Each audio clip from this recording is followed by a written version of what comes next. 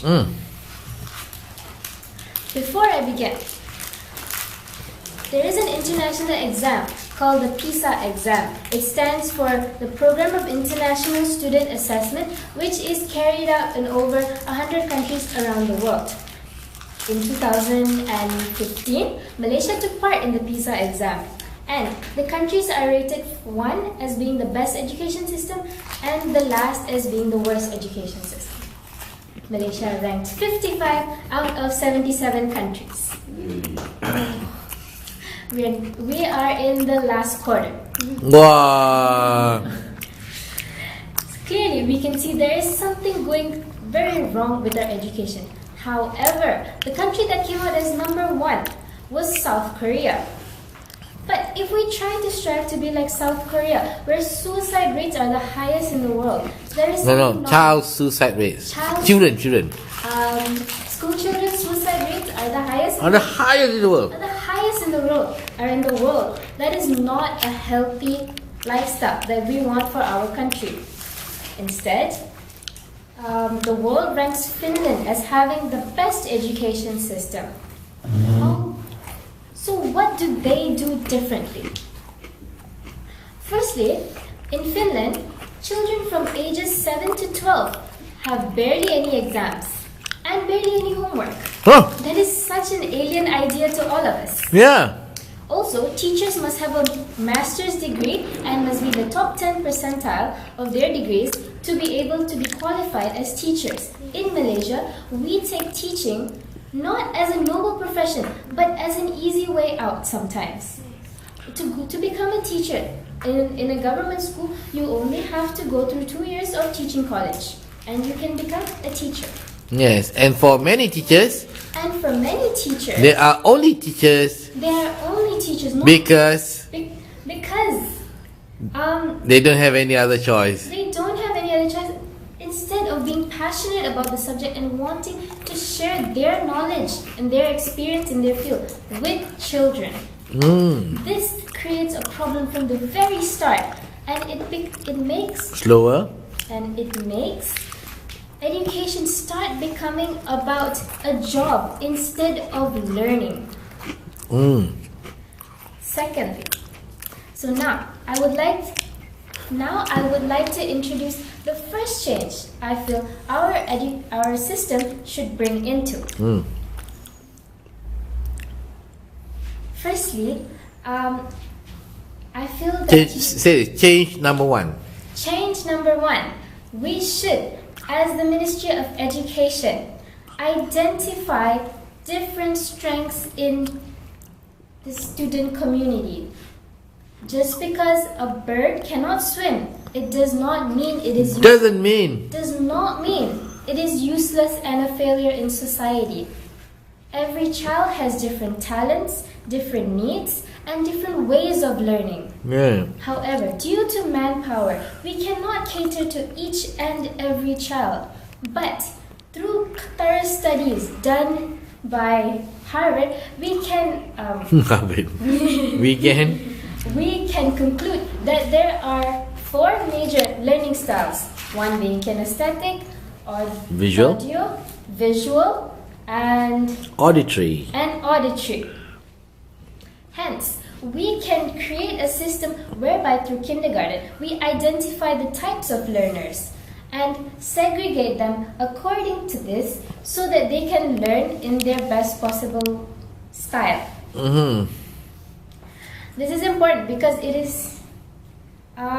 it will not discourage children who do not learn in a certain way and end up not understanding just because they are not equipped to listen or to understand throughout the way that's being delivered.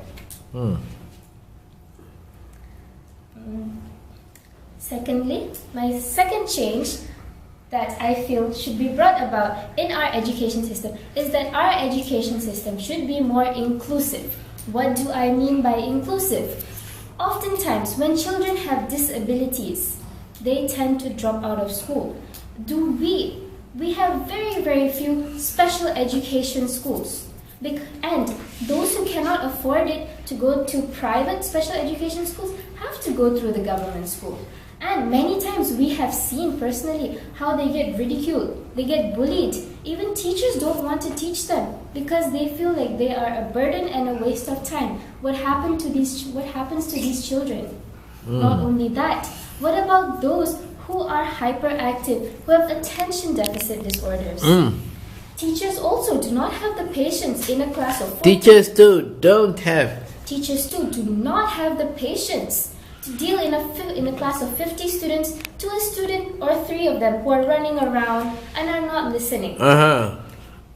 Because of that, these children often fail their exams, become rebellious, drop out of school, and create social problems in our society because they are made to feel that they are worthless.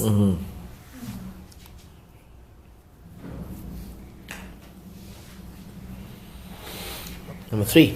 Also, number 3, I believe that English should be made a priority. I say this because even in America, where their primary language is English, they're born to speak in English. Very few of them have different native languages. Their native language is English.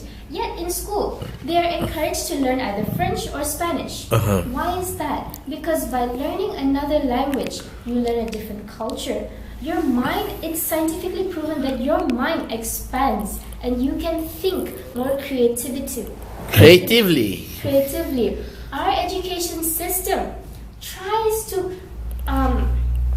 has brought back Malay as being our primary language of education in math and science because it wants to preserve our national language. And even though this is a very noble act, but our mother tongue is one thing. But when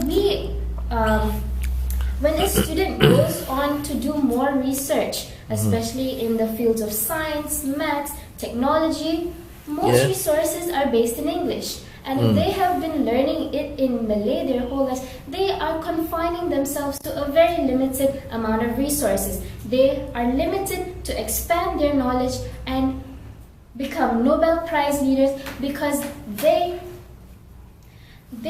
are not comfortable. They are not comfortable in extending their knowledge, doing projects across the globe where main languages for science and technology are in French and English. Therefore, I believe we should we should focus on English in our education system while maintaining bahasa Melayu Malaysia as an important subject in the as an important subject in our education. Last but not least, it is very important to include morality into our studies. And by this, it's not just about putting the subject moral in our education, because what are the children doing? They're learning, they're memorizing. Are they truly putting in values of loving their country, of being a good citizen, of caring for one another? How are they instilling those values? By asking children to come to school to clean up the whole school? Does that make them love their country, their school, and want to become citizens to serve the country? Many a time, when students get good scholarships, or they are financially stable, or the students who do well in their studies, they leave the country. Many times this happens. This causes a brain drain. Our professionals are leaving. So who will be conducting the research here? Who will... Dr. Nurul Izzah. Very few stay back, and that drains our manpower because we have a lack to instill the love for the country within the education system. Therefore, I strongly recommend the Ministry of Education to take into consideration. I strongly recommend the Ministry of Education to take action. Therefore, I strongly recommend the Ministry of Education to take action into changing and transforming our education system. And this will bring about a change by creating a better society, better leaders, and also a change in our economy and technology in the near future. Thank you. Okay, very good.